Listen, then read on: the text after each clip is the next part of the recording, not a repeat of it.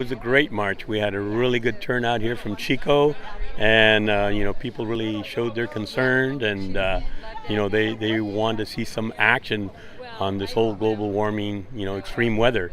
I mean, people are getting tired of the droughts. They're getting tired of the wildfires. These unbelievable 1,000-year storms that are happening now, and it's all because of this carbon dioxide. So what's next? What's next for the local 350.org? We have another rally coming up on 12 at noon, and we're going to have a lot of different organizations here talking about solutions that people can do locally. And Frack Free Butte's going to be one of the organizations here, and we're going to be talking about our June 7th ballot that's going to be on the ballot, and people can vote to ban fracking here in Butte County. And we're going to be talking about the bomb trains and trying to get them stopped. And then also, we need to do something about this oily wastewater that's watering our crops. People need to be aware of it. The oil corporation said that they want to quadruple the amount of water they're selling to corporate farms. So, I mean, this is crazy. Kevin, what do you have to say about climate change, man? Sounds hot. What about climate change? It seems to be a thing that's gonna affect the rest of my life. Megan Fisher. Well, I'm out here to help show that people care about this issue, and even in this area where not everybody in our region really is ready to acknowledge yet how this issue is going to affect them. And I'm currently also working on a campaign for bipartisan action on climate change. We in this country have kind of unfortunately made this issue of climate change like a liberal versus conservative issue, even though obviously it affects all of us, and it really isn't. There's a lot of Republicans in Congress right now who are working on climate legislation, and one of them, Chris Gibson, just released something called the Gibson Resolution a few months ago, and he said climate change is not a Democratic or Republican issue, it's an American issue. I think that's very true, and it's also a global issue. We all need to work together on this.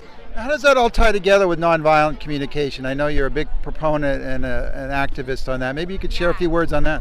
Yeah, very much so. So in nonviolent communication, we try to look at what people are needing or valuing that we make is what do we need or what are we valuing that's leading us to do what we're doing. And a lot of the people who are, climate deniers, I think that they actually know that climate change is real and that it's caused by humans, but they're just so scared of the strategies that are proposed by, I guess you could say, the left. They're really scared that this is going to make it so that they can't take care of themselves because they see themselves and their livelihood as dependent on the fossil fuel economy. And we can ridicule that all day long, but it's not going to do us any good until we can honor that fear, and that people want to know that they will be able to have a livelihood. You think climate change is a fraud?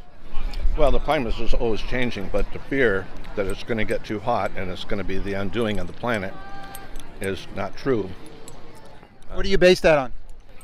Well, the International Panel on Climate Change has an agenda, a political agenda, to vilify carbon and set up carbon credits and control. So do you think they actually have coerced 98% of the world's scientists and the scientific community to agree with them? There's a lot of people in the scientific community who don't agree with them. There's sun cycles are driving a lot of the climate, and International Panel on Climate Change exaggerates the influence of CO2 and exaggerates the effects of warming. So I don't. Well, thanks for sharing that opinion. That's important. Opinions are important, and I appreciate it. It's a pleasure to meet you. So give us some thoughts on how important it is to be out here on this march today, on this sunny day in Chico. Oh, we're about causing the biggest extinction event in hundreds of thousands of years, and it's coming primarily from our using fossil fuels. And until we can solve that, the planet's in peril. All right, the man with the double-sided sign. What's your name, sir? Nelson. Nelson, it's a real pleasure to meet you. So what would you have to say about climate change and what we need to do right here, right now? Well, I am very concerned. Our form of government is a little slow on being able to react. Also, the fact that our government is so owned by corporations. There's so much money, especially with the Citizens United. There's so much money that the corporations are delaying action that we need to take now, because we may have already crossed the tipping point, and scientists are very concerned about the tipping point. And if we have crossed the tipping point, we're in for some real trouble. And we're right at least at the tipping point, if not have already crossed it. So I am very concerned. Could you share something about what you're personally doing? Well, I've been a vegetarian for over 40 years, and I think that is healthy for the planet, and I've been very conscious about recycling. And in fact, my girlfriend here, she picks it when we go to parks and stuff.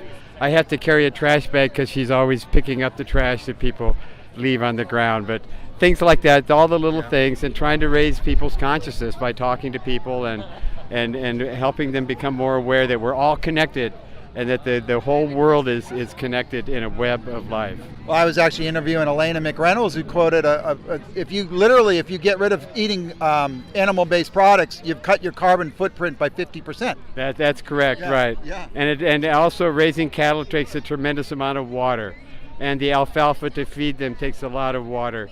And Saudi Arabia, in fact, has drained their aquifer to raising grain and alfalfa for their animals. I have Nikki Dodd. He's had a big hug from Nikki. It's really cool to get a hug from Nikki. What do you have to say about climate change, Nikki, in this wonderful march here? It's wonderful that we got so many people out here from our community to come support what we're trying to do, bring awareness to Paris climate talks that are happening on Monday. What are the Paris climate talks all about? Over 196 representatives from different nations all over the world trying to get together and come up with a binding agreement of how we're going to reduce our emissions and actually fight against climate change. And that'll be going on until the 11th. Yeah. December. And then the 12th, they're having another march here in Chico, right? High noon. 12, High noon. 12, here at the High noon. plaza. Jake, thanks for putting this on, man. What could you say about how happy you are for all the folks that came out and all the energy here? Oh, I'm thrilled at how many people showed up, and just the vibe of the whole thing. Everybody was real energetic and pumped up, and it went better than I expected. I'd say there was 300, 200. What do you guys think? Somebody did a head count, actually. Somebody stood at the corner and watched and counted everybody that walked by. 250, she said. So we got Steve Trudy here from Ecotopia. He's back from his European vacation. Welcome back, Steve. How much passion did you see out here on the streets of Chico? Was an amazing demonstration today, bigger than we've ever had before. We ran a rally for the Copenhagen Climate Change Conference a few years ago. Very small crowd. This is good. People are enthusiastic, and as Emily Alma pointed out, a lot of young people out, which is great news, because we old folks, it's time to pass the torch. I have the wonderful Linda Furr here, who's out here at the Climate March. I thought it was a wonderful parade, a march against climate change, and beautiful artistic mannequins and little symbols and messages in colorful forms. I thought it was absolutely beautiful today. So you had a good time at the Climate March? I had a wonderful time, a great time. It was wonderful to see all the colorful things and all the eclectic, as you said, people there saying, hey, we've got to have, what is it? Hey, ho, ho, fossil fuels have got to go. That came through very clear. Fossil fuels have got to go. One real quick thing is, we're out here right now at the Chico Peace Vigil. We just kind of came over from the march. How does it all tie into this whole nonviolent Chico Peace Vigil climate change? Well, absolutely. We've got as I have on my sign, it says, cherish Earth and humanity. It all has to do with love, basically, and caring for and nurturing and caring and keeping good things alive. And certainly that's got to be Earth, and that's got to be humanity. I'm here with a neighbor, Mellisa, who believes in global warming, but she has a very interesting take on how the whole thing's going to play out and how it's going to be resolved. So what do you got for us, Mellisa?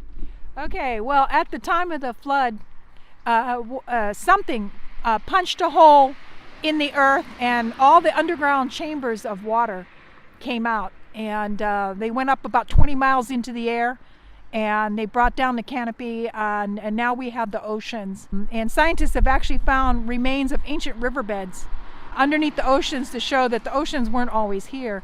Well, my take on it is that right now God is melting the ice caps because he's getting ready to punch another hole in the crust. And this time that water's going to go back down underneath, going to plump up the earth like just like taking a hypodermic needle with water and sticking it in a prune. It's going to plump up the earth. The earth is going to be more, smooth. We're not going to have the Himalayas and all those, Rocky Mountains, all those big mountain ranges.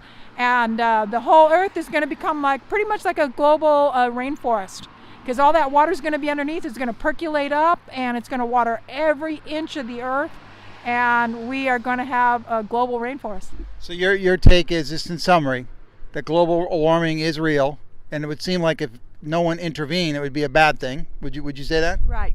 That, yeah. So your take is global warming's happening, and it's because God wants it to happen, and that we're going to be going back to this, as you described it, this underground aquifer, and things are going to bloom. It's going to be a life-blooming Genesis experience. Yes. Oh, totally. I mean, the Bible says that the desert will bloom like the rose. And actually, the Sahara Desert is only about 4,000 years old. It takes it right back to when the flood occurred. There was no Sahara Desert before. Now, you said you were going to make bumper stickers. What were the bumper stickers going to say again? Well, I'd like to have a bumper sticker that says, "Global warming is a good thing. Ask me why."